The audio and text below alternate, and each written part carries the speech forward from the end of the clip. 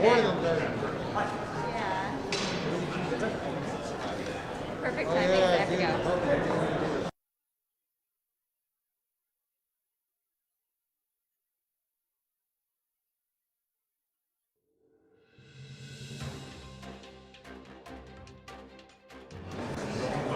Yeah. I'll just yell it. I heard here.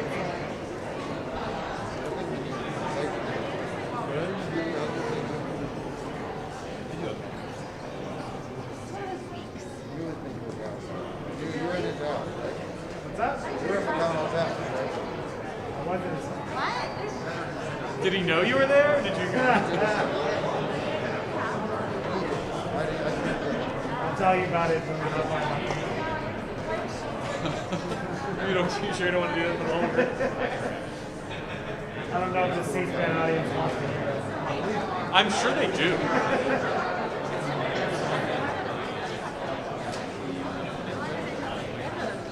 Is the house okay?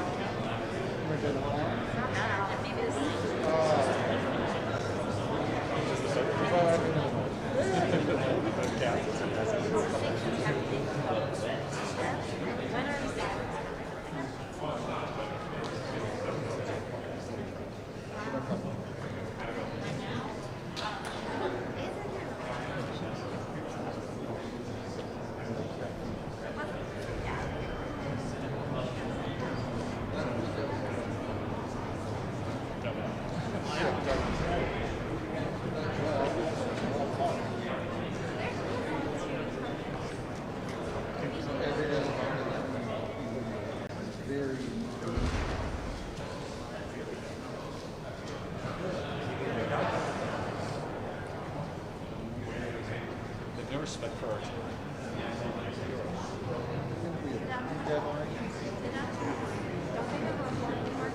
Obviously not. I'm hoping eventually someone will realize. Clearly lost on them.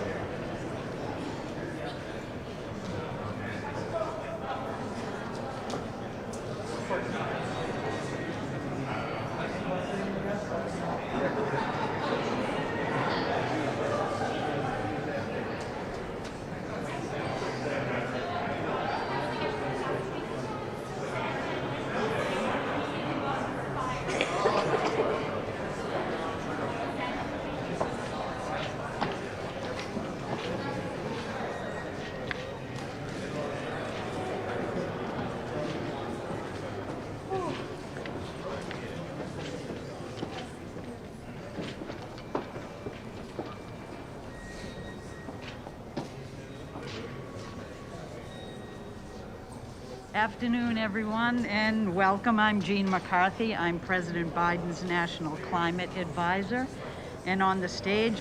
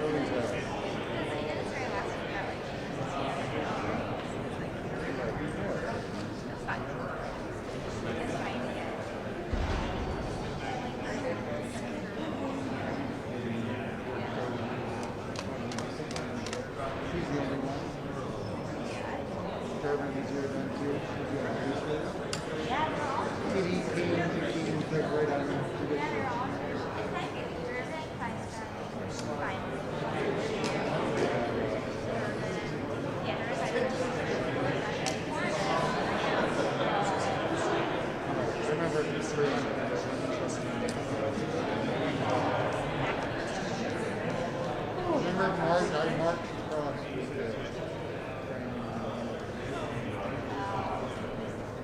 I think I should fly.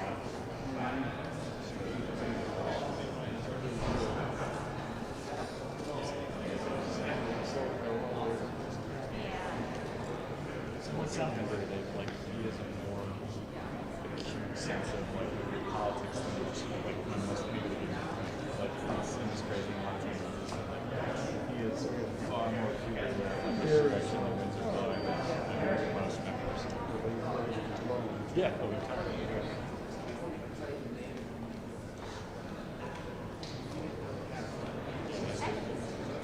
He has the full championship. So, like, not all afraid to go from the university.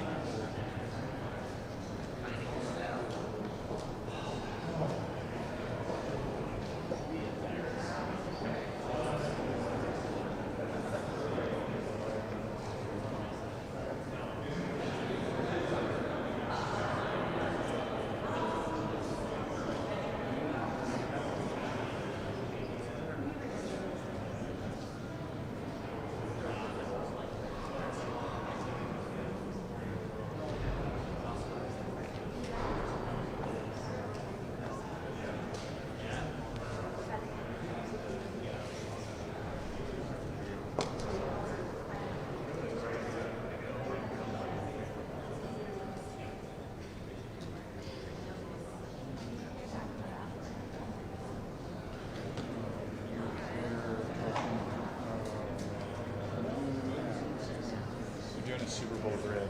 Everybody's trying to make sure they pick the right spot.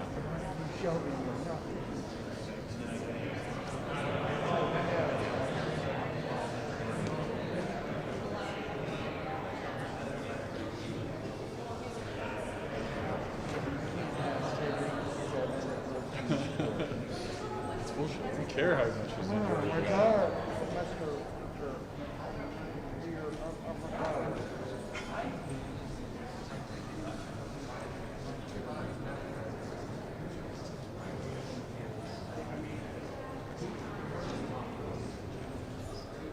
There he is.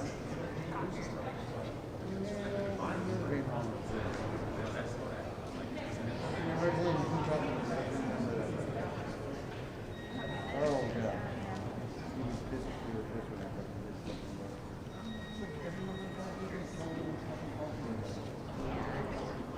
Okay, yes.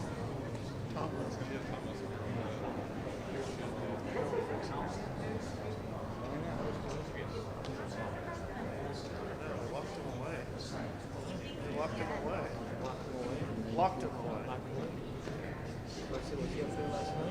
Well, I was. I did. Yeah. Galen doesn't like horses. Oh, I sure did.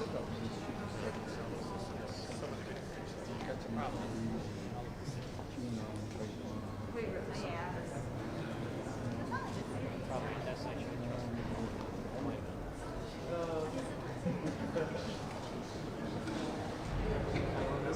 The press out number 3. I haven't been out there. 35 numbers upstairs. Can you get it? That helps her. Every den and every Yeah, like, so- the left-leaning independent's got to jump in the back row. Yeah, that's right. Fudge on the ground. But it was dark.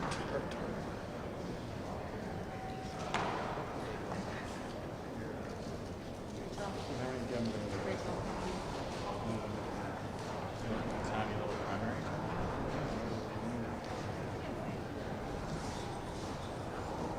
Primaries are always weird.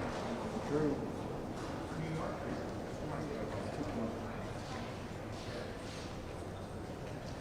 So John McCain kept living in Hampshire.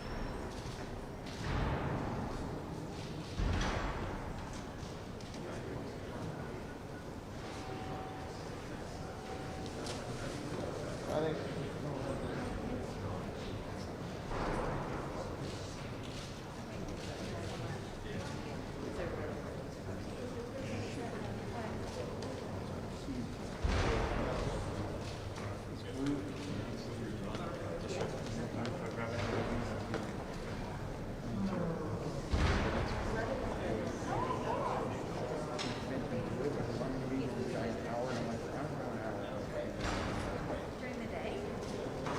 first lesson. There are no hours.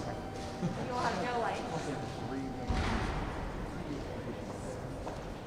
First lesson. I can give you 3 7-minute. I can do it on the weekend.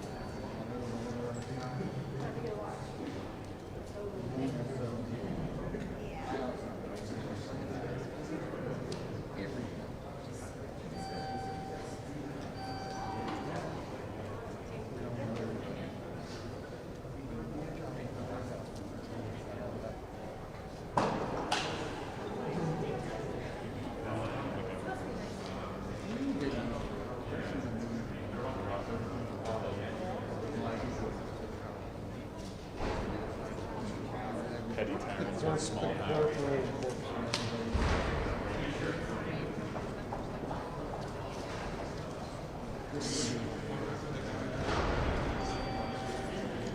Senator, how about you?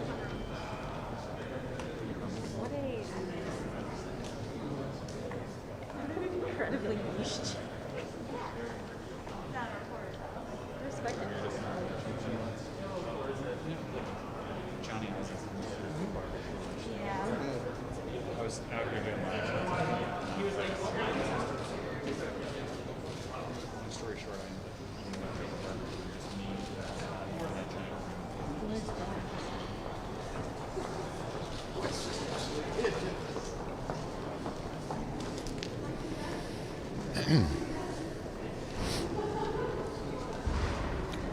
Well, good afternoon, everyone. I had an opportunity, along with a group of senators, to have a dinner last night with the new chancellor of Germany, and to discuss the most urgent issue of the moment, which is the Russian, obviously, threatened invasion of Ukraine. The good news is he confirmed what President Biden said yesterday, that if the invasion occurs, Nord Stream 2 will not go forward. The bad news is that would be after an invasion. And I think the most important thing is for the administration, and the president has all the authority to do this already, to use every tool in his toolbox before the invasion. I'm skeptical, appreciate the effort of bipartisan senators to come together behind some kind of legislation. I don't think Putin will be deterred by any piece of legislation in the United States Senate. Summing it up, the president has all the authority he needs. He needs to decide the timing. I think it's going to be a serious deterrent if it's executed before the invasion, not after. Whenever the Democrats get power in Washington, D.C., what they typically do is impose one-size-fits-all rules on farmers, small businesses, innovators. I never thought I would see it apply to toddlers, but that's the latest invention of the Democrats, is requiring Head Start schools who provide early education services to low-income families to require toddlers as young as 2 years old to wear masks, even when they're out on the playground.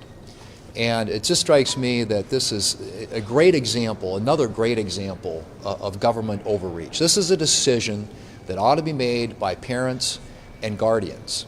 And the president, who has subscribed the idea that he's going to follow the science, seems like that ought to apply here. Science and common sense ought to dictate the decisions that we make with respect to 2-year-old toddlers when it comes to whether or not they're required to wear masks.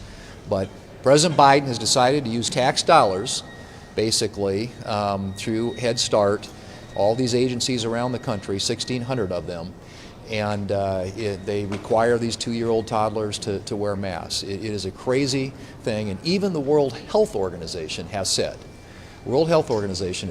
that there isn't any need for toddlers 5 years older or under to wear masks when it comes to their own safety or their interest.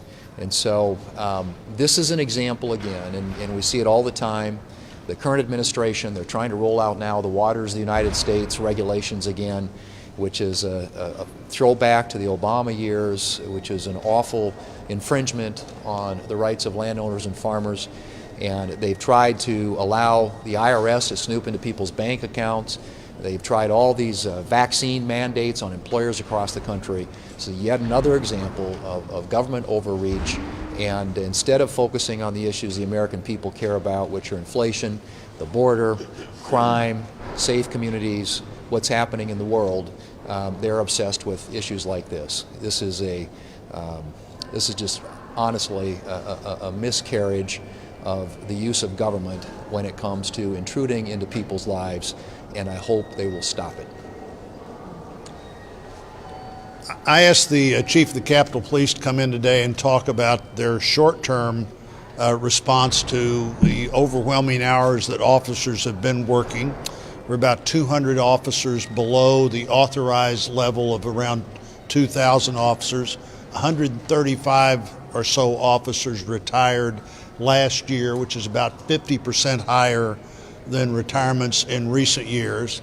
And obviously that's a problem. The contract employees for a short time may be part of the answer to that problem. But it's not just a problem in the Capitol Police Department. You know, in the city of St. Louis and St. Louis County, they had retirements were up about 60% last year over the average of the previous 4 years. My hometown, Springfield, Missouri, is looking for 40 officers. Columbia, Missouri, a department 187, looking for 20 officers. We're going to do what we can here to work with the Capitol Police problem, but I think this problem is clearly a lot bigger than the Capitol Police, starting with defund the police and prosecutors who pledge not to prosecute crimes in certain areas or at certain crimes. All has, and police officers becoming the increasing victims of crime is a huge problem. All of us see the Capitol Police every day, know how critically they are to our ability to function here. It's a problem all over the country. We're doing our best to try to think of new ways to solve that problem. And I would like to add on to that. We are seeing a significant rise in crime and violent crime across the United States. And this is because of this administration's lack of wherewithal in enforcing law and order.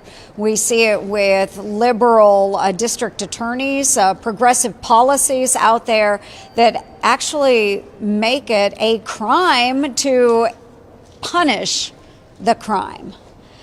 So a couple of examples that I will give you today. There's a Democratic DA in Los Angeles that banned bail and prohibited prosecuting the most serious crimes to the full extent of the law. There was also a Democratic DA in New York that released a list of crimes that would not be prosecuted, including resisting arrest. So, folks, Americans are really concerned about this, and it's time that we act accordingly. And that is by making sure that we are supporting the men and women in law enforcement. Stop this ridiculous defund the police movement. Let's make sure that we're being supportive, and let's also step up and enforce the crimes that are being committed. let's make sure that those are being prosecuted. So I do have an effort to increase penalties on the most serious offenses, going after child sexual predators, making sure that those that are engaged in violent crime are prosecuted and held to the fullest extent of the law. I think these are all things that Republicans can get on board with. Now I'm asking that the administration step it up. Our communities are in danger, and it's not just the largest metro areas. If they're not controlling crime in the metro areas, that literally bleeds over into our rural areas. If they don't take care of it, we will step up and do so. For years, I called on the International Olympic Committee to move the Olympics out of Communist China. What we knew is Communist China would basically, they would use this to whitewash their genocide. A week ago, I talked about it. Now look at, here's some of the headlines. Olympic teams raise concerns over quarantine hotels. You can talk to some of what's happening to some of these people that are being put in these hotels. They had a Uyghur skier become the face of China's Winter Olympics, then they're gone. Never be seen. Now, NBC sort of supported that idea of supporting the fact, oh gosh, they stood up to international pressure over the Uyghurs, genocide over the Uyghurs, and then the NBC refused to take an ad that had the NBA's Cantor, the center for the Boston Celtics, in it to talk about the atrocities, the genocide. So Americans believe in human rights.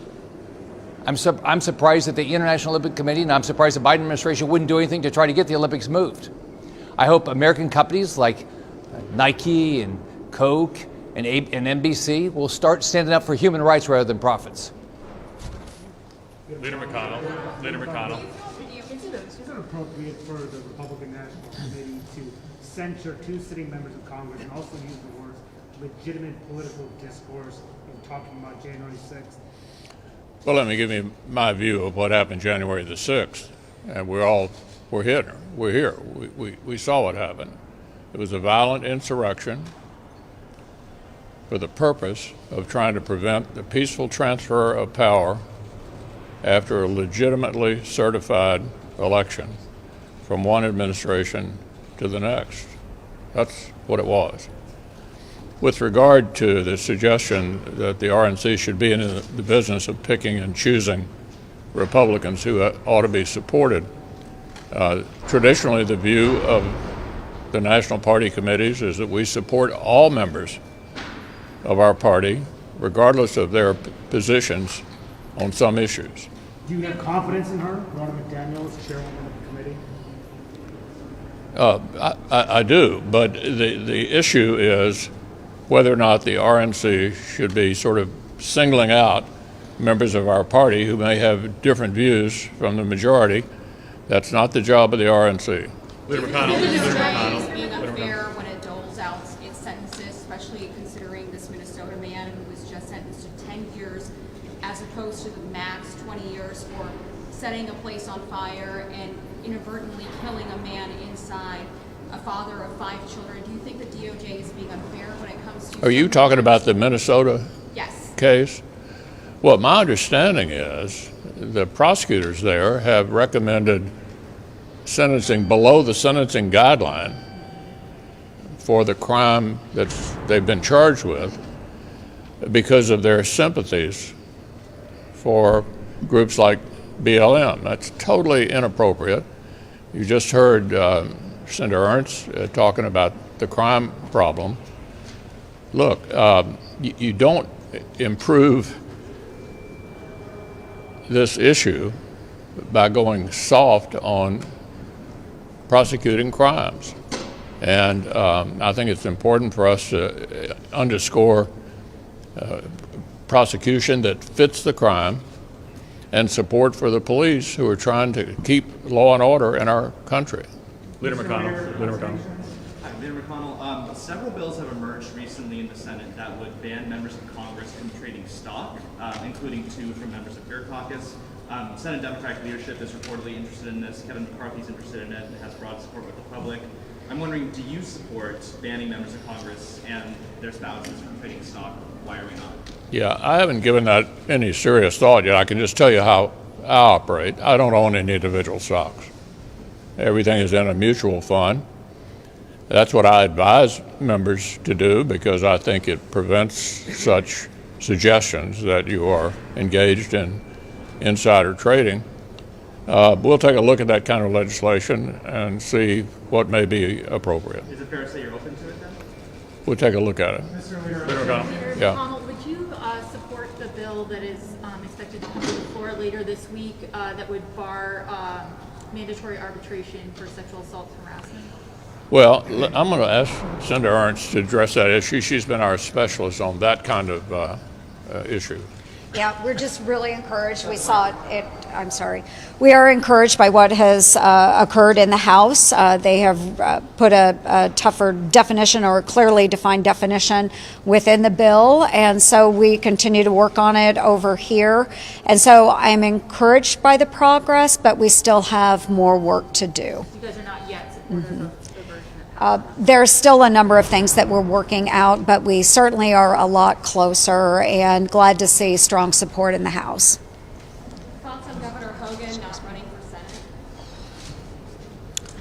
Well, he would have been a great candidate for the Senate. He's been a terrific governor.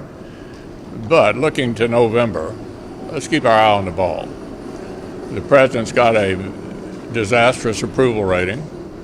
We know that 2 years into a new administration, the off-year election will be a referendum on the performance of this all-Democratic government, and I'm highly optimistic that we're going to have a very good year this fall. To that end, do things like this censure make it harder?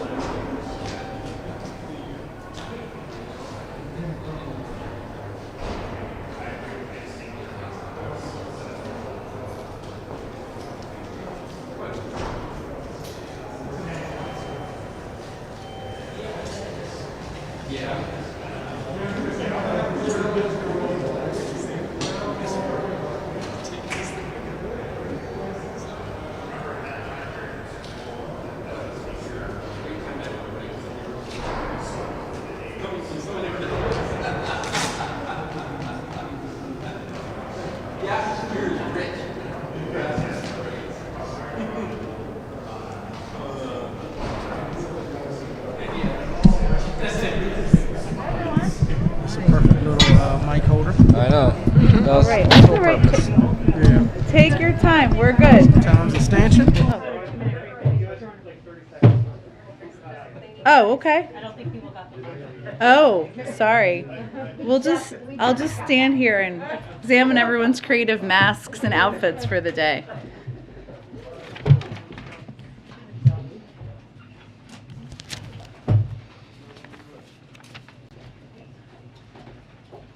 No rush. We're all good.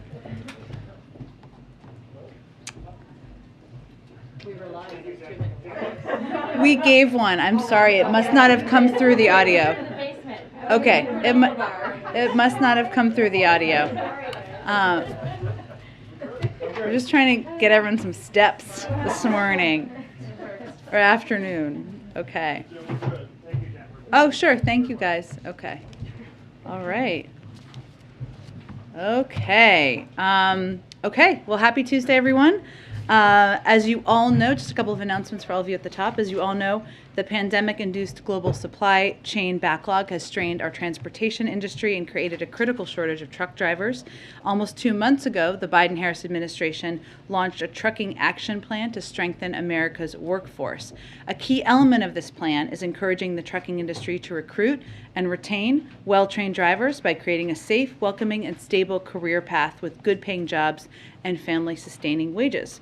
We can think of few Americans better prepared to take on this challenge than our nation's veterans, since many have military trucking experience, are familiar with safety, culture, and have maintenance skills. On Friday, the administration met with veteran service organizations representing nearly 4 million veterans to discuss ways that we and the industry could attract, train, place, and retain veterans in trucking jobs. And today we're pleased to announce the Departments of Labor, Transportation, Defense, Veterans Affairs, and the Small Business Administration will be raising awareness about 16 different federal programs that can connect transitioning military personnel and veterans to rewarding careers in the trucking industry. A highlight of these efforts is the Department of Labor's Registered Apprenticeship Program. So we see this as a win-win-win, getting more veterans to work, addressing the shortages in the trucking industry.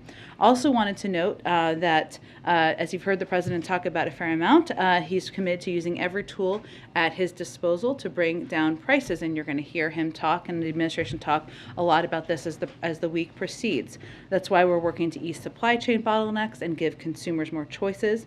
That's why we continue to push for legislation like Build Back Better and a competitiveness bill that will make our economy stronger, lower the cost of essentials, bring more manufacturing to the United States, and strengthen our supply chains.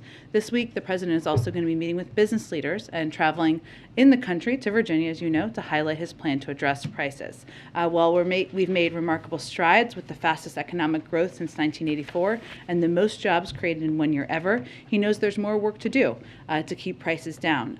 He also talked this afternoon, as you just all heard him do, about how we can build more in America, bring down costs through making more in America, and rebuilding our supply chains. And as I noted, tomorrow he'll be hosting CEOs at the White House to talk about how Build Back Better can lower energy costs. As you know, he's going to Virginia on Thursday to talk about lowering the price of prescription drugs. With that, Colleen, why don't you kick us off? Okay, a couple things. Do you have any information about a possible security threat at Dunbar High School where the second gentleman was? I think he was just taken from the event and it was postponed, but we don't know. I don't have any updates on this. We will venture to see if we can get you anything, even if it's during the briefing. It just happened, yeah. Okay, excellent. And then second, the remaining child tax credit is, the Biden administration is encouraging people to use what's left of their remaining tax credit. So to what extent do you hope that you can show the benefits of the program to overcome skepticism about the program, kind of by getting this last bunch of money out there?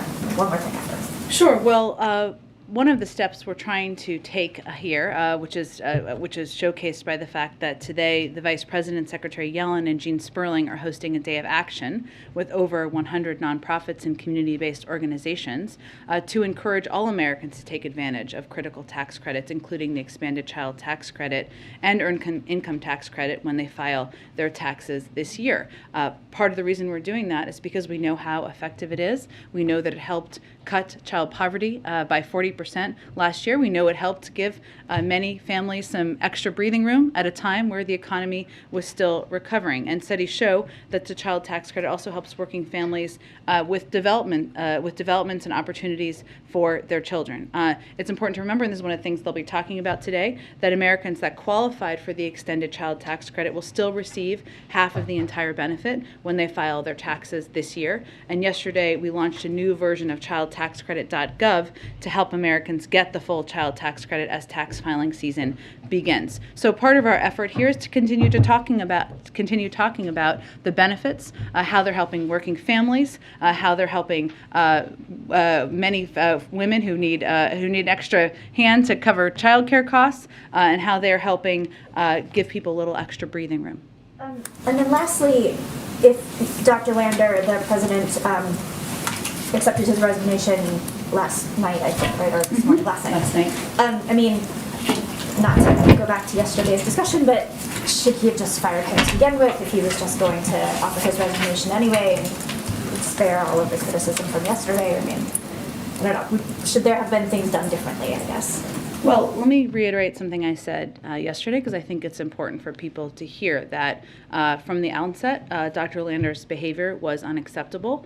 Senior White House officials conveyed that to him directly at the conclusion of the investigation. And of course, we talked about that yesterday. And what happened here is we, as a part of the implementation of the Safe and Respectful Workplace Policy, something that we implemented and announced last May, or put out there last May, we implemented a process, including an investigation, including a meeting that Dr. Lander had with senior White House officials to convey the severity of his actions and what steps he was expected to take, and the fact that there would be compliant. He was expected to be compliant. As you saw, we released Dr. Lander's note last night to all of you, or his letter of resignation, I should say.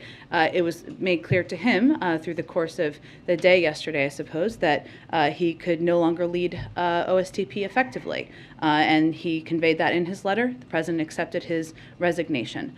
So I think we're now focused on looking forward. There's obviously a lot of important work that OSTP will do, continue to do, and continue to lead on moving forward, and the president's eager to continue working with them. Go ahead. A couple on Ukraine. President Macron says that he believes that he achieved this objective of preventing an escalation after his day with Vladimir Putin. What have the French shared with the White House about that meeting, and does the White House believe that we are today closer to seeing de-escalation as a result of this meeting than we were yesterday? Well, the meeting and the press conference, as you may have seen, ended very late last night. So obviously we will continue to be in very close contact with our French counterparts at a range of levels. The president has spoken with President Macron twice in the last week. I expect he'll be engaged with him soon, which we will, of course, to go back to Kelly's question yesterday, make you all aware of. I would just say we're encouraged by any efforts at diplomacy. We still don't have any prediction of what President Putin will do. We can't control what Russia will do next. What we can do, and what I think President Macron played a role in doing yesterday, is making clear with our allies and partners that there will be massive consequences should Putin choose to further invade Ukraine. But in terms of an assessment, we don't have any new information or new prediction about where President Putin's head is. Has the White House not received a readout from the French on this? We remain in close touch with our counterparts, but I don't have an update on any specifics of behind-the-scenes diplomatic talks. More on Ukraine. We heard the president and the chancellor yesterday emphasize this united front. We did not hear the chancellor mention the phrase Nord Stream 2. What assurances did this White House get from Germany, the German government, about Nord Stream 2 and the future of that pipeline if Russia invades? Well, as you heard the president very definitively say yesterday at the press conference, if Russia further invades Ukraine, there will no longer be a Nord Stream 2, and we will bring an end to it. You heard the German chancellor also convey yesterday that we are working in lockstep and that we are very coordinated in our efforts. In terms of the specifics, we'll let those conversations happen through diplomatic channels. But I would also reiterate that Nord Stream 2 is not currently operational. We agree that it is a point of leverage with President Putin and the Russians. German regulators have suspended certification of the pipeline, and we have been very clear privately, as we have been publicly, about the fact that it would not continue should Russia invade. And I have just one last one. Your reaction to the RNC declaring what happened on January 6th as legitimate political discourse, and Democrats on the Hill today are being very vocal about this. Hakeem Jeffries says the C in RNC stands for cult. Does the White House agree with that? Well, I think it's clear to Americans that what happened on January 6th was not legitimate political discourse. Storming the Capitol in an attempt to halt the peaceful transition of power is not legitimate political discourse. Neither is attacking and injuring over 140 police officers, smashing windows, and defiling offices. It's telling to all of us that some leading Republicans have rejected that characterization, including the former president's national security advisor and the chief of staff to the former vice president, who, as he put it, had a front row seat that day, including as rioters chanted for the former vice president to be hanged. So again, we certainly reject the notion that that was legitimate political discourse, as we think a large number of Americans would as well. Go ahead. Thanks, Jen. I want to ask you about this Army after-action investigation into the Afghanistan withdrawal that was obtained by the Washington Post. First of all, is this a report that the White House has had an opportunity to review and absorb? And if so, were there any lessons that were learned from it? Well, I know obviously our national security team, as we said at the time, was going to conduct after-action reports as they would as it relates to the end of any conflict or any engagement of that sort. We have always believed that the end of a 20-year war was always going to have significant challenges. We, as you know, and we talked about at the time, through the summer we were pressing our system hard on whether we were meeting previously established tripwires that would require us to adjust operations at Embassy Kabul. That's how we looked at it and evaluated it at the time. The NSC led that process and convened regular interagency discussions. And of course, earlier in the summer, we pre-positioned U.S. forces in the region to be ready to facilitate a NEO in preparation of exactly that scenario. I know I reiterate all of that because I know we haven't talked about this in great detail in some time, so I just wanted to lay it all out there. All that work, of course, took months of planning, but we always look at and assess. That's why after-action reports are so important and so essential. In terms of additional reports out of any of these findings, I don't have anything to report from here. I'd really point you to the Department of Defense. But has the White House had an opportunity to review this particular report? Well, again, internal discussions and internal reviews of any after-action reports. I don't have any updates on our assessments from here. Among the criticisms from military commanders in the document is that as late as early August of last year, the NSC, quote, appeared to lack a sense of urgency about planning for an evacuation because it would signal that we have failed. What's your reaction to that criticism? Well, I would say again, earlier in the summer, we pre-positioned U.S. forces to be ready to facilitate a NEO if needed, meaning an evacuation if needed of our embassy there. That is fact in terms of what was planning, what was done at the time. And that, in advance of that, that required months of planning to ensure there were a range of contingencies planned for, as we always do, through the national security team and through the military team. And as we prepared in the early summer to leave Afghanistan, we pre-positioned military assets in the region that enabled us to execute one of the largest airlifts in history. So I would just say if you look back at the specific planning steps we took, we did plan for a range of contingencies. Even as we talked about at the time, there wasn't an anticipation that the Afghan National Security Forces would fall as they did or as quickly as they did, and that was not anticipated by anyone. But we still had done a range of contingency planning. So broadly, then, do you reject the assertion that was made by various military commanders in this report that they were trying to convince members of the administration of the urgency of planning for the evacuation, but that they were rebuffed? Well, again, there was a range of contingency planning that was done in close coordination by all of the players on the national security team at the time to prepare for a range of options and a range of outcomes.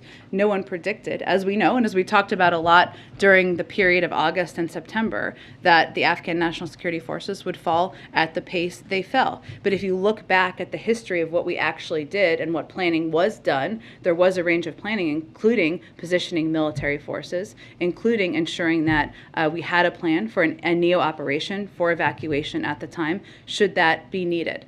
So we always look back and assess, but I would say the facts of what was planned for at the time show that we were preparing for a range of contingencies. Go ahead. Following up real quick on this last exchange, that report did paint a pretty damning picture of the NSC and State Department pretty much having blinders on while generals sounded the alarm over Afghanistan. But we're hearing sort of the same bleak, blunt assessments right now from the Pentagon about Ukraine. So is there I guess, is there any closer relationship between the White House and Pentagon? Are the generals being listened to differently now, post-Afghanistan, post this report?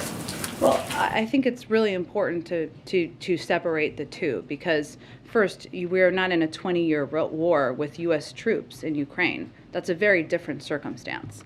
I would say that we believe and we continue to view our relationship, both from the White House, from the diplomatic team, and from the Defense Department, as one where we are closely coordinating, where there are healthy disagreements, as there can be, and the President certainly welcomes them. And after-action reports are very important because you can look at and make assessments about anything you would change moving forward. But Ukraine and the situation on the border of Ukraine with Russian troops building up is not the same as ending a 20-year war. That is something the President had talked about for some time, where we were spending an enormous amount of not just money, but blood of American service members over the course of decades. That's a different circumstance.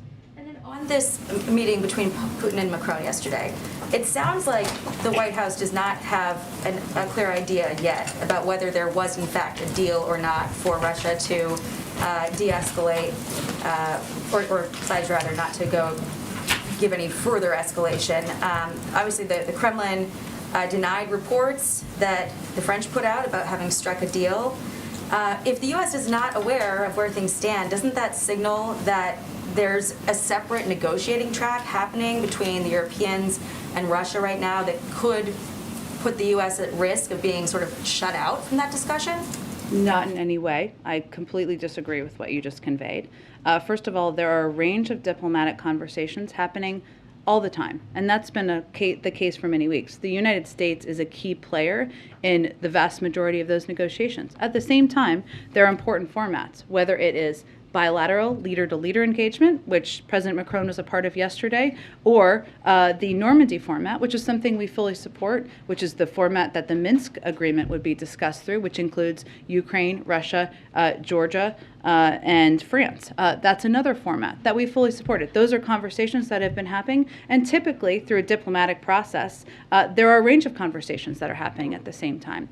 Again, as I noted a little bit earlier, the President spoke with President Macron twice over the last week, including on Sunday, the day before he spoke with President Putin, and I expect he'll speak with him soon again. But it's also important to note that there are others. The German Chancellor, who was just here yesterday, is also meeting with President Putin tomorrow, and certainly if there is diplomatic progress, we would welcome that, but we will believe it when we see it with our own eyes at the border. On the warships that moved in to the Black Sea, there are some people who are fearing that this is another invasion force potentially targeting the city of Odessa. Obviously, the Kremlin is saying that this is just exercises, but is there concern in the White House that, while we're buying time for this diplomatic push, that Putin is just bolstering his forces, building his forces, while we're all talking? Sure. Well, I know that my colleague John Kirby has spoken to this from the Pentagon, so I'd point you to his comments. But I would say that we are always going to leave the door to diplomacy open, because we think as long as we don't know what President Putin is going to do, and we don't, and he has not invaded Ukraine at this point, then it is important to always keep that door open, because that's always the preferred path. At the same time, we are not just talking. We have built through 200 engagements. Talking is engagement part, is an important part of it, I guess, but to build an agreement with our partners and allies in Europe about putting together a severe set of economic consequences should they decide to invade. We have provided an enormous amount of security assistance to Ukraine to make sure they are prepared. So we are working on a number of paths, as you should do, but diplomacy is always going to be the preferred path. One last one on masks. Yeah. When are we going to hear from the CDC on this guidance? California yesterday changed their guidance.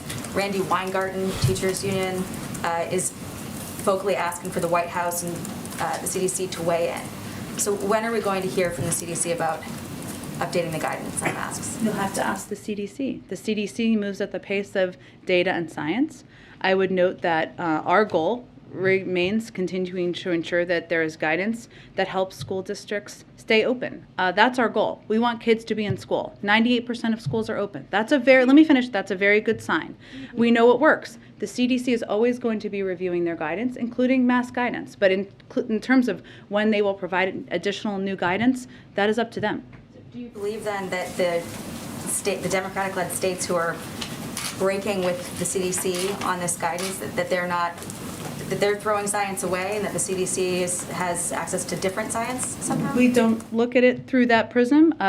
These states, I think it's important to note, they still allow for decisions to be made by local school districts. Where we come up with concern, where we have great concern, if a kid or a parent chooses to wear a mask, or a school district decides they should keep mask guidance in place, and there are leaders who are preventing them from doing that.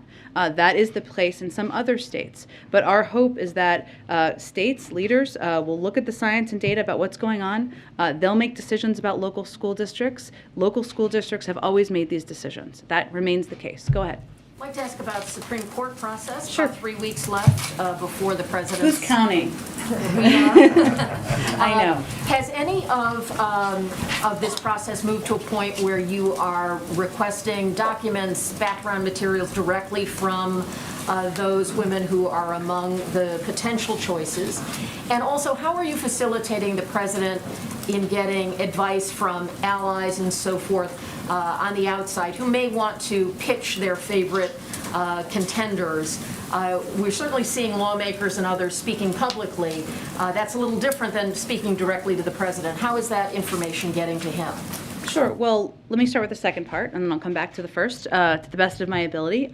So you all have seen that the president has met with very publicly both Chairman Durbin and Ranking Member Grassley. The chairman and the president and vice president have also spoken with a number of members to engage with them, get their feedback. I had also noted, I think yesterday, that the president has also spoken with a wide range of outside legal experts as he's seeking to consult and to get feedback and advice from them. So he is receiving and engaging with a range of people as he considers this process. I would note also that as he's looking at the process, he's reviewing not just bios, but and he is looking at binders of cases because he is taking this approach very seriously. He's taking a very thorough approach to it. In terms of the process, that isn't a part of the process, as you know from covering these, Kelly, vetting documents, and that requires engagement with individuals. I'm not going to get into specifics about where that sits. What I would reiterate, and those of you who've covered this know this well, is that we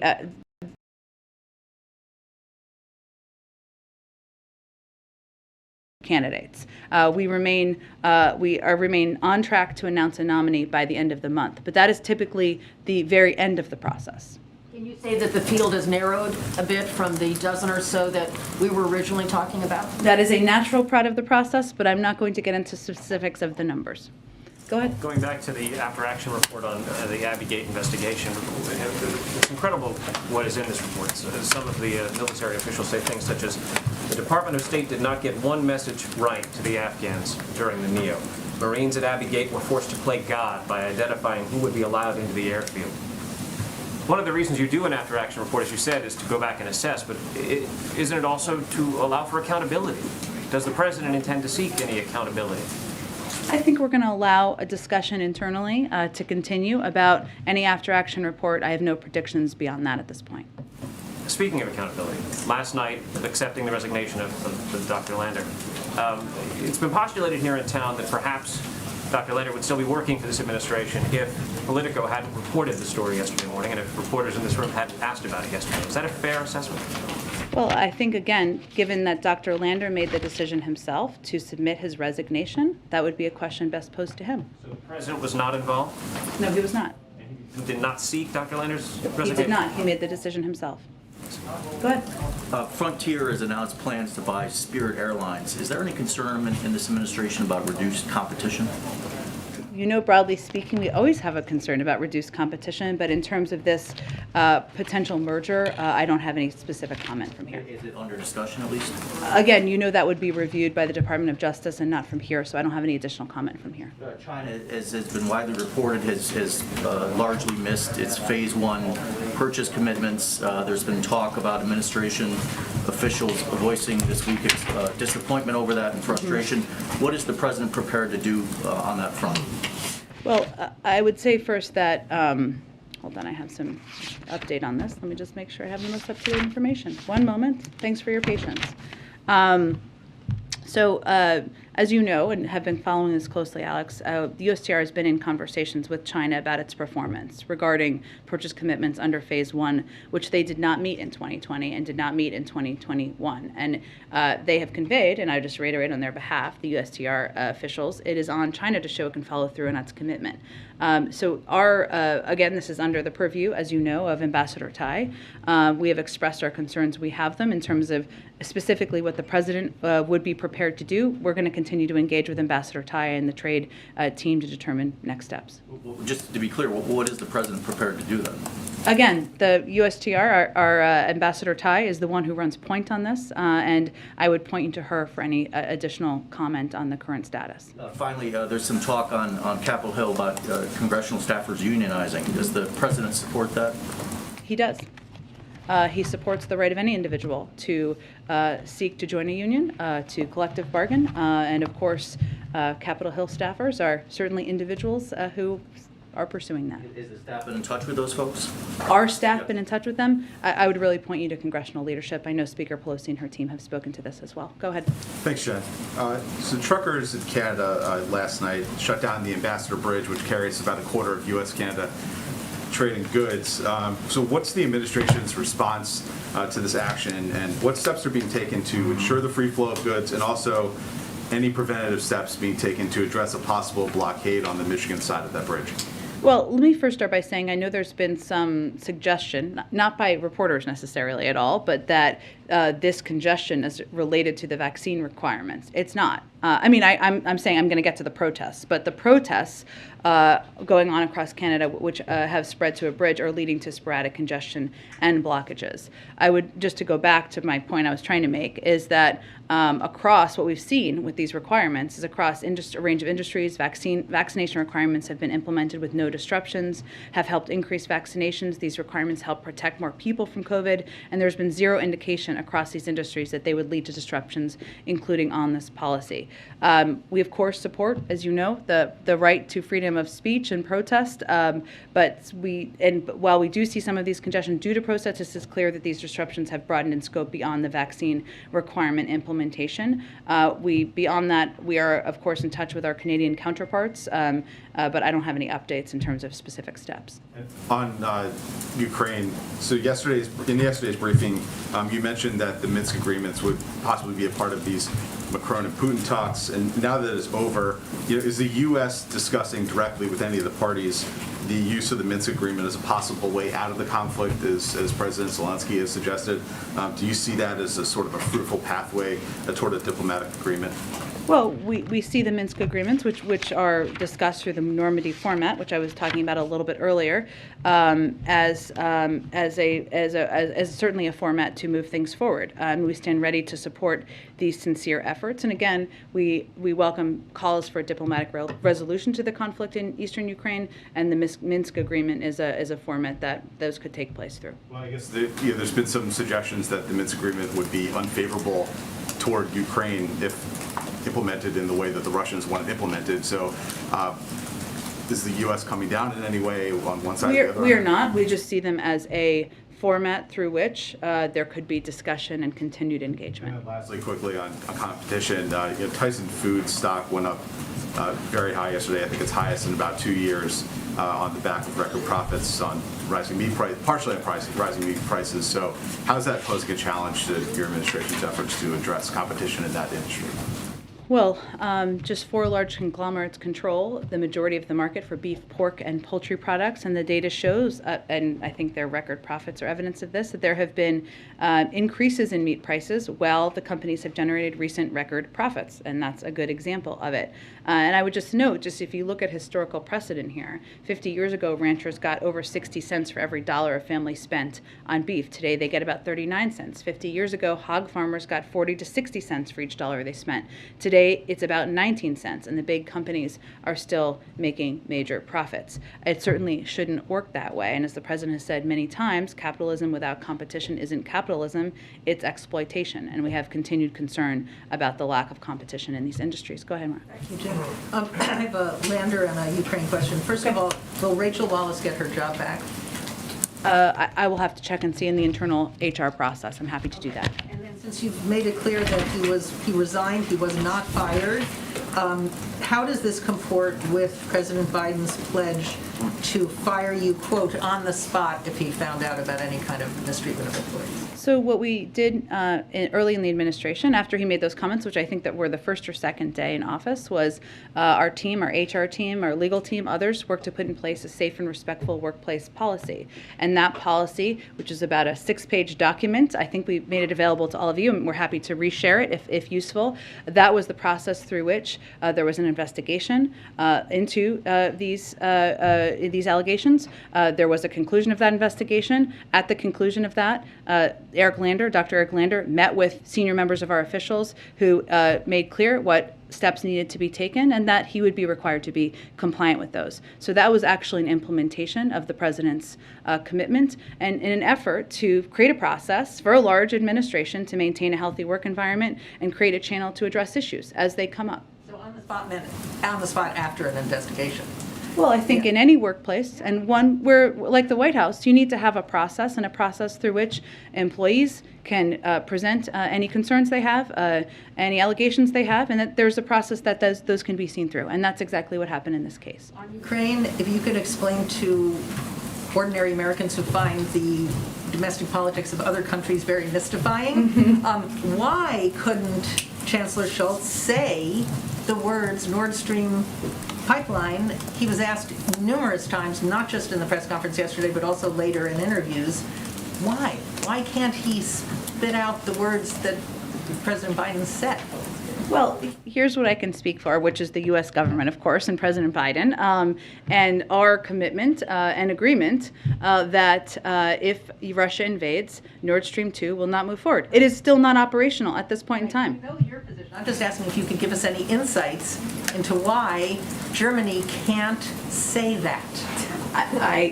You are a very industrious reporter, Mara, and I'm sure you can pose that question to the Germans as well. But I can only speak for our government, and you heard the president say and reiterate many times yesterday how strong our relationship and our alliance is, how Germany is one of the most important allies we have in the world, how we have full confidence and faith in their commitment to implementing a strong outcome or strong consequences should Russia invade.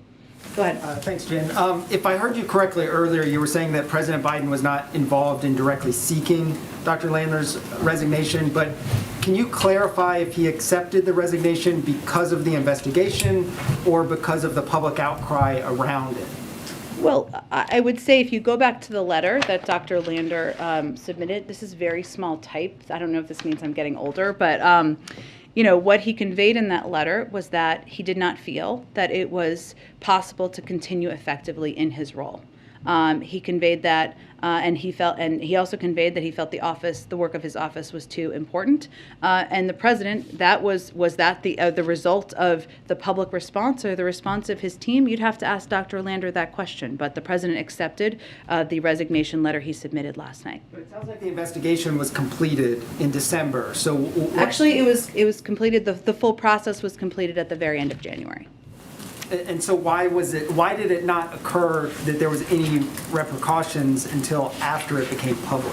Well, there was an entire process that was underway, including a meeting with Dr. Lander conveying exactly what steps he would be required to take, that he would be expected to be compliant with those requirements, and that his actions were absolutely unacceptable and would not be tolerated in this White House, and we wanted to prevent them from happening again. So that process had been undergone. It's standard, and of course these things are reported sometimes as they were, but to keep HR processes private in part because you're protecting the range of officials who came forward, and that is the standard process. Sometimes officials speak publicly, as they did in this case, and that's their prerogative. And then can you say when the president learned of the internal investigation and if he was briefed on it before this became a more public subject yesterday? He was made aware in advance of after the conclusion of the investigation, but beyond that, I don't have any updates on the timeline. Just one more. A few weeks ago, the president had talked about in his press conference about the desire to get out of Washington. Yes. Since then, still trying. He's trying to get on that plane. That's my question, I guess. He's had a trip to Pittsburgh. He's had a trip to New York. As you alluded earlier, he's going to Virginia.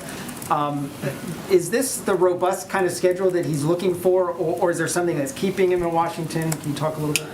Well, I think there are a couple things that obviously every president juggles, and including this president is juggling right now.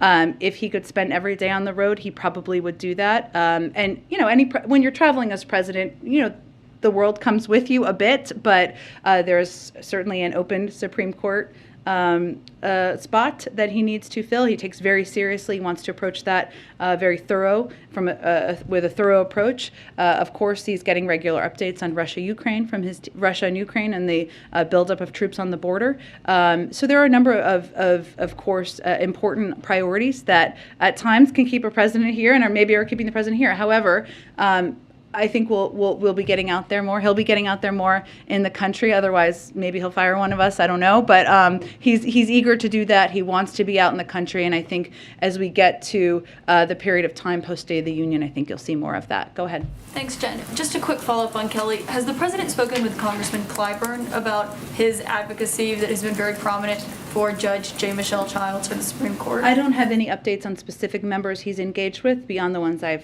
we've read out or you've seen publicly. Though I would say members of our Supreme Court team, you're very familiar with, have been engaged with a range of members, including Mr. Clyburn. Okay. And back on Ukraine, what was the president's response to this U.S. assessment that a Russian invasion of Ukraine could kill 25 to 50,000 civilians and cause a humanitarian crisis that would end up with 5 million refugees? Well, first, let me say I'm not going to get into intelligence assessments from here, obviously, but we certainly prepare for a range of contingencies and work and engage with our European partners and counterparts to prepare for them. And that relates to the potential for refugees. It relates to the potential for natural gas or oil shortages. And those are part of the discussions the president is a part of, our Secretary of State is a part of, and that is why we are doing so much engagement at this point. On Nord Stream 2, the president was pretty confident yesterday that it would not go forward if Russia invaded Ukraine, even though the German chancellor would not say that. So I guess logistically speaking, how would the president ensure that that would not happen? I'm just not going to get into more specifics from here, but I can assure you that that is a commitment and one we will deliver on. Would that include sanctions on anyone or any company that does business with the pipeline? What does that look like? I understand why you're asking. I just don't have more details I can outline from here at this point. In hindsight, does he regret waiving sanctions on the company behind Nord Stream 2 as the administration did last year? Well, Nord Stream 2 is not operational at this point in time. But does he and it remains a point of leverage. quickly become operational? Well, it's not. The German regulators have not approved it. So it's not operational. It hasn't been. So I don't think we're looking in the rearview mirror. I think we're looking at it as a point of leverage with the Russians. But I guess the question is that Putin has been quite aggressive in his stance with Ukraine. He's amassed over 100,000 troops on their border. He clearly is seeking to use leverage over them. So why let the pipeline go forward at all, regardless of an invasion, given the tactics that he's been using? Well, again, I would say that there's a disagreement. I'm not sure this is what you're asking, but between us and some in Congress who suggest that that sanctioning Nord Stream 2 now would be effective. We don't agree. We believe that it is a point of leverage and that making clear it will not proceed if Russia invades is a point of leverage. That's why we're proceeding on the path we are. We don't think that approach would work. Go ahead. There's been some reporting that the President Biden has kind of refused to mention Tesla when he's talking about electric vehicles. There's kind of been some reporting around that. Today he mentioned Tesla when he was talking about electric vehicles. Anything noteworthy there? Any change in how he approaches this? I would just note, I think we all know that Tesla is a major producer of electric vehicles. I think that's fair to say, factually. And certainly the electric vehicle industry is one that we feel is a huge opportunity for the United States to move towards our clean energy goals and objectives. And a range of automobile makers are a part of that effort. Sure. The House version of the China competition bill includes a measure that would require a broad screening process of outbound international investments into China. Not in the Senate one. Does the White House support that particular measure? I know National Security Advisor Sullivan has discussed that in general. Yeah. So right now, as you know, they're in conference or they're discussing, and we are looking at the impact of outbound U.S. investment flows that could circumvent the spirit of export controls or otherwise enhance the technological capacity of our competitors, which is something I think our national security advisor has touched on in ways that would harm our national security, which we would certainly be concerned by. We're in touch with Congress about the proposal and also our efforts broadly in this regard. But again, we're going to keep working that through Congress, and that's with leaders there, and that's where the focus is at this point. Last question. Does the climate of high oil and gas prices influence how the White House administration approaches sanctions on Iran and Venezuela with an eye getting more supplies into the market? Well, let me just outline for you, and I don't know if Edward's here. Oh, there you are. He asked me this question yesterday, and I just wanted more details, so I'm just coming back to it a little bit. The president's focused on doing everything we can to address the squeeze that we know gas prices can have on families. As he has said, supply of oil around the world should be keeping up with the demand as we're exiting the pandemic. So there's a couple of areas that we are focused on, and you're familiar with them, but let me just outline them from here. We're engaging, one, internationally, both with oil-producing and oil-consuming countries. These discussions are happening right now. They're ongoing. With oil-producing countries, we're talking about proposed production increases. With oil-consuming countries, we're talking about releases from strategic reserves. Of course, we're not going to outline every conversation, but that's largely how we're approaching it. Two, the president's going to continue to use every tool at his disposal to reduce prices. We've already announced a historic release from the Strategic Petroleum Reserve last fall, 50 million barrels. 40 million barrels of those barrels are contracted for delivery, including 13 million that we just released in January. So it wasn't that 50 million released at once. They're continuing to be released. We saw a drop in prices, which fell more than 10 cents a gallon in the course of the holiday season after some of that initial release, and all options remain on the table. Third, we're focused on protecting consumers from abuse. We know markets have been volatile. Often firms exploit market volatility to extract excess profits from consumers. We're looking at every legal and regulatory authority we have available to ensure consumers are protected. That means responding to any sign of manipulation in the oil commodities markets or gauging at the pump. So we are looking at it, we are approaching it through all of those forums, and the president's overarching view on prices, of course, is that he wants to address the squeeze on consumers, is that nobody, now that even with those barrels released, prices are rising. That's because supply is not keeping up with the demand. We know that is the issue, the core issue. Nobody should hold back supply at the expense of the American consumer, particularly as the recovery from the pandemic continues and oil producers around the world have the capacity to produce at levels that match demand and reduce the high prices. That is what we're going to continue to convey. Just one real quick point of clarification. Yeah.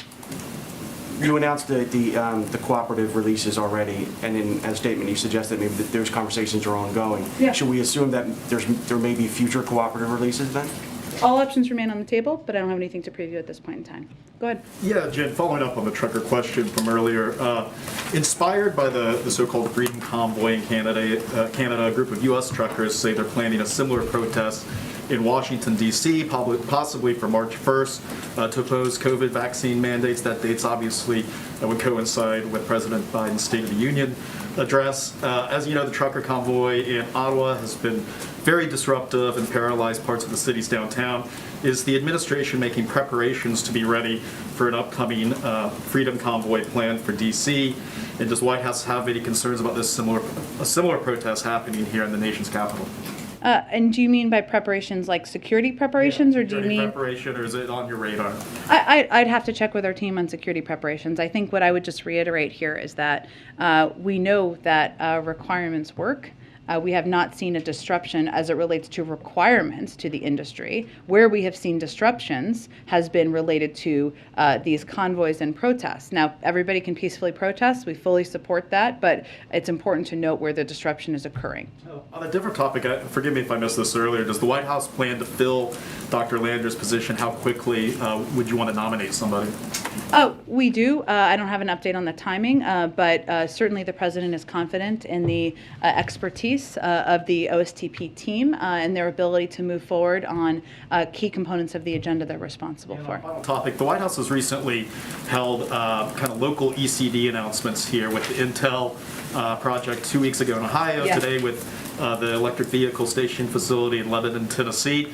And so I'm curious, what has the federal government's role been in these sorts of announcements versus the governors of these two states in terms of getting these projects? So just so I understand your question, what are we, in terms of how do we get them the money? Yeah, these are traditionally the kind of projects you might expect the governor to announce, and instead we're seeing them here in the White House. What kind of role is the Biden administration have? I mean, are you working in tandem with these governors, or is it? Typically, yes, exactly. And if the governor can attend, we typically invite them. And sometimes they've taken place in states. And, I think it's important, the president believes it's important to lift up the ingenuity of American businesses and companies, and especially companies that are creating jobs here in the United States and putting people back to work. Go ahead, Katie. Thanks, Jen.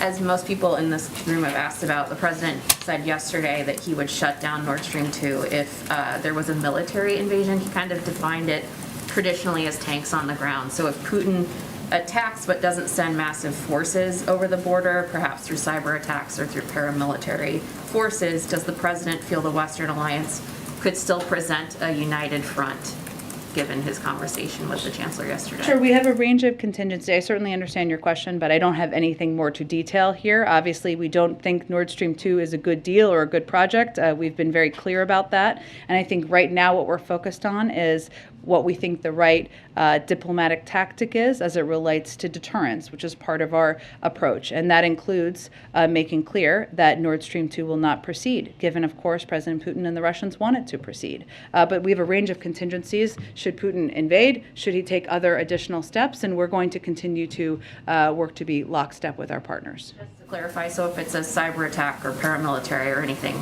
besides tanks, would he pull, well, I know it's not operational, but would he stop Nord Stream from going forward? Again, I don't have anything more to update you on. We have a range of contingencies depending on if any steps President Putin takes. And then would he still keep the science advisor post? Would that still be cabinet level? I know that was a first with that. Okay. Go ahead, Karen.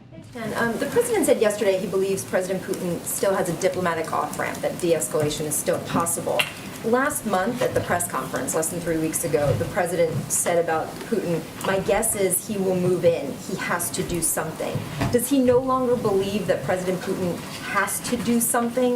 And if that's the case, what has changed in those couple of weeks? Well, I mean, he either has to de-escalate or invade. Obviously, our preference is that he de-escalates. So I'm not sure. I think that's what the president likely meant in the time. We didn't at the time, nor do we now have an assessment of him making a decision. And we can't control what Russia will do next. What we can do is we can prepare, and we can prepare for a range of contingencies, and we can stay coordinated with our partners and allies, and that's what our focus has been. You mentioned at the top of the Thursday event in Virginia's prescription drugs. Can you tell us more about that, where he's going, why Virginia, and will we have an announcement on prescription drugs?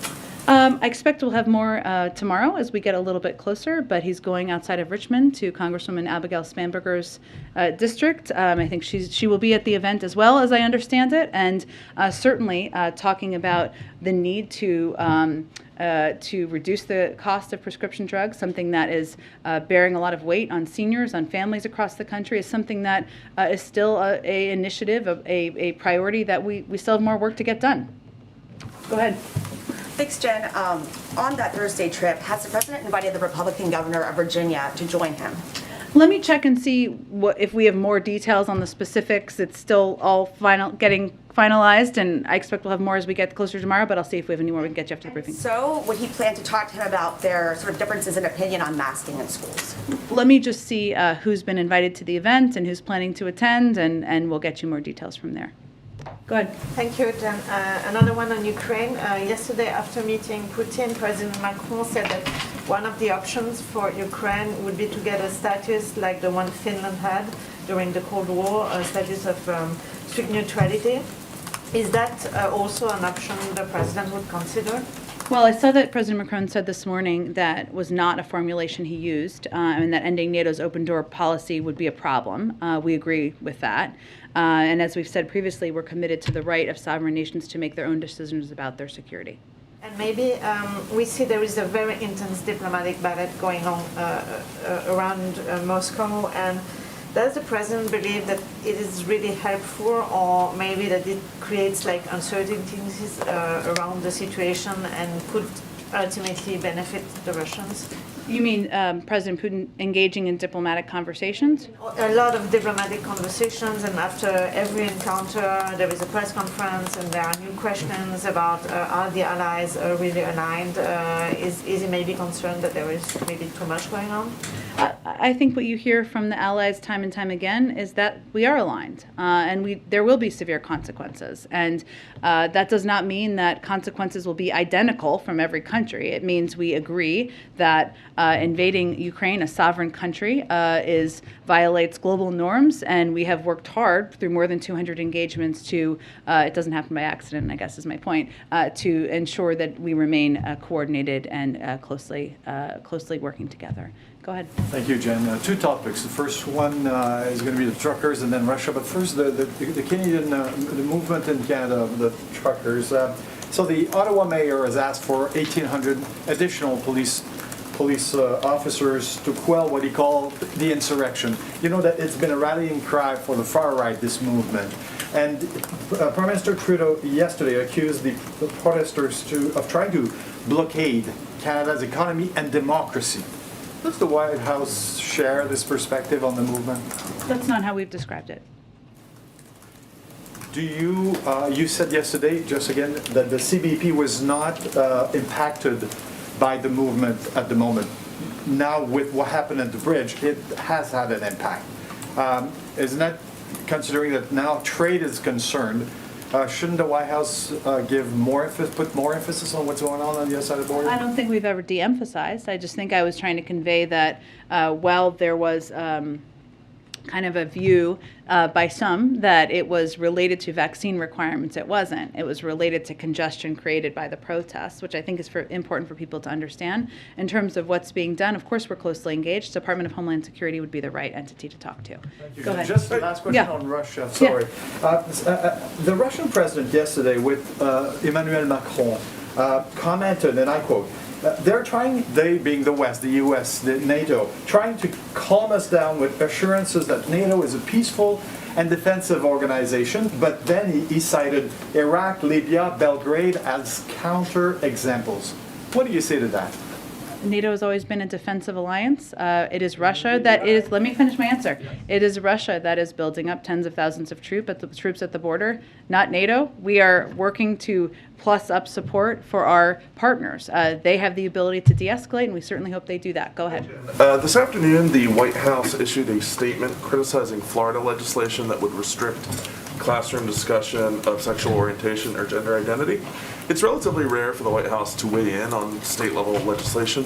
So you can speak about the decision to weigh in on this particular bill and why this issue rose to the level that the White House wanted to put something out there? Well, for those of you who weren't following this, maybe all of you were, but let me first say that every parent, as one myself too, hopes that our leaders will ensure their children's safety, protection, and freedom.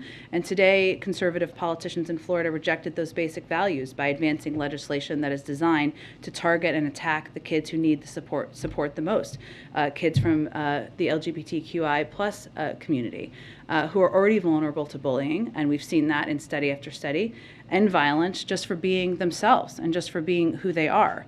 Make no mistake, this is not an isolated action in Florida. Across the country, we're seeing Republican leaders taking action to regulate what students can or cannot read, what they can or cannot learn, and most troubling, who they can or cannot be. This is who these kids are, and these legislators are trying to make it harder for them to be who they are. So we felt it was important to speak out against this action and speak really, and felt it was important to do that today. Go ahead. What's the White House reaction to the Supreme Court late yesterday restoring an Alabama voting map that a lower court ruled was discriminatory? Yeah, this is a very important story. So I would say that we need to make sure, as you've heard the president say, that our sacred voting rights are fully protected. We should be moving forward, not backward. That is always the view of the president, the vice president, and this White House. That means ensuring fair election maps that protect the rights of black voters to have an equitable and meaningful opportunity to elect candidates of their choice, as the Voting Rights Act and Supreme Court precedent have guaranteed for decades. It is deeply disturbing to us that the Supreme Court gave Alabama a free pass to use a map that in 2022 that 3 federal judges found to discriminate against black voters. This is exactly what the Voting Rights Act is in place to prevent, and one of the reasons it's so important to pass a reauthorization into law. And they did this without the Supreme Court finding any reason to doubt that conclusion. That is concerning to us, and certainly protecting people's rights, not taking steps backward, is our objective. The administration, as you know, through the Justice Department, took legal action against Texas. They challenged those maps, perceived as being discriminatory. Given that the voting rights legislation here in Washington has basically been put on pause for a number of reasons, has the White House considered any sort of unilateral or preemptive actions against states that might try to take similar steps as Texas and Alabama did? Again, I understand the question. I would point you to the Department of Justice, as you know, but for others, we're not a party to this lawsuit, but I would point you to the Department of Justice. Go ahead. Hi, thanks. A couple on Dr. Lander. I want to be precise first, I guess, on his resignation, because you said it became clear to him yesterday. Did the president or anybody else in the White House encourage him to resign, or was this 100% totally voluntary? This was a decision made by Dr. Lander. And what does it say to the staff, I guess, in the administration, that the president appeared happy to keep him in his role until essentially this became public and became untenable, at least in Dr. Lander's mind? What does that say to the staff? I wouldn't say that's an accurate depiction of how the president feels or we feel, and so I appreciate the opportunity to restate that Dr. Lander's behavior was not acceptable at all. And the president did not view it as acceptable either. There was a full process that was undergone. That was an implementation of the policies put in place last spring, the Safe and Respectful Workplace Policy. That included a thorough investigation. It included a meeting of Dr. Lander with individual senior officials from the White House team, and it included specific steps he had to take to prevent this from happening ever again. And I think what people should be assured of in the White House is that the president's committed to maintaining a healthy work environment, to creating a channel also to address any issues that come up, and that channel was created through this policy last May. And lastly, are there any other senior White House staff or cabinet members who have been subject to investigations like this? And can the White House commit to making them public in the future, given that it was the public scrutiny here that ended up in the resignation? Well, again, I certainly understand the question, and we want to create an environment here that's safe and people feel comfortable, and they also know the channel where they can express concerns as they have them. But this is an HR process and an internal process because of that, and we typically keep those processes private to respect the individuals, the privacy of the individuals who come forward, if individuals come forward, and that's how we would proceed moving forward. You can't say yes or no whether there are other investigations similar to this? Again, those are private processes and HR processes, and if individuals choose to speak publicly, that of course is their prerogative, but as is true of any HR process in any company, we would certainly keep that process private as a policy. Is there any reevaluation of the workplace policies and rules here given everything that's happened, I guess, here? Is there any feeling of needing to go back and revisit whether those are effective and adequate? Well, I think, again, our objective is to prevent this behavior, unacceptable behavior, from ever happening again. And the Safe and Respectful Workplace Policy, which was implemented in this case, provides a channel for any individual to come forward if they have concerns, where the concerns can be addressed through a thorough process. And hopefully people know that, and it is part of an effort to maintain a healthy work environment. Go ahead. Hey, thanks, Jen. Immigration reform seems like a non-starter in the current Congress, but today freshman Republican Congresswoman Maria Elvira Salazar presented an immigration reform bill that would legalize millions of undocumented. And she's calling it a starting point. She's got Republican backing. Will the president agree to invite her to the White House, listen to her ideas, and incorporate them somehow? Well, the president proposed an immigration bill on his first day in office, and certainly he's eager to work with anybody who wants to put in place immigration reform policies that would create a safer system, a more effective system, a more humane system at the border. I'm not familiar with all the specific details, but certainly we engage with a range of members about their policies. Let me just do one last one here. Go ahead. I wanted to ask for an update on how many COVID-19 rapid tests you've received from the president's pledge to provide free testing. Have been sent out. Received to you and then sent out to Americans. Sure. I know there's a COVID briefing, I think tomorrow or Thursday. Let me check with them and see. I don't have the numbers in front of me, but I can see if they're in a position to provide an update on that. Thanks, everyone. Okay, everyone. I'm sorry. I think we got to wrap up, but more tomorrow. Let's do this again. I'm often answering questions on Africa. I'm happy to do some more tomorrow. I'll look forward to talking to all of you tomorrow. Thanks, everyone. Thank you.